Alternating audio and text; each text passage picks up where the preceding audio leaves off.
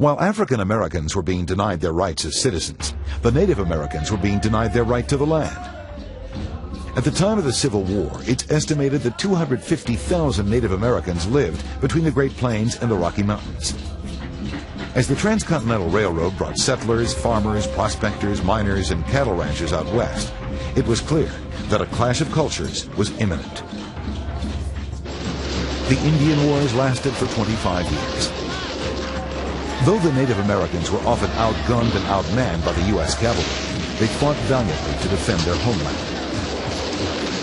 Though the battles often had heavy death totals, it was the slaughter of the buffalo by railroad workers and frontiersmen that caused the most staggering damage to the Native Americans, who depended on the animal as a chief source of food, clothing, and shelter.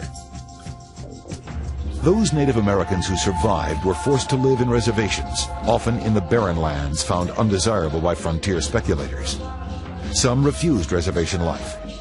In 1876, a group of Apache warriors led by Geronimo escaped from the San Carlos Reservation in eastern Arizona and began an armed insurrection. Geronimo was forced into surrendering in 1883, but he soon escaped again.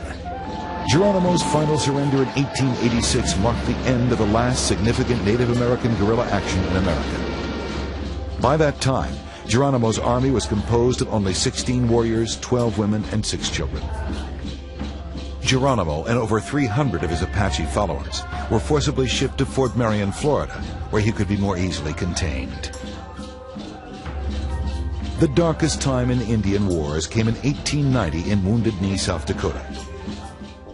U.S. cavalrymen were in the process of disarming a group of captured Lakota Indians when it mistook the actions of one of them to be hostile.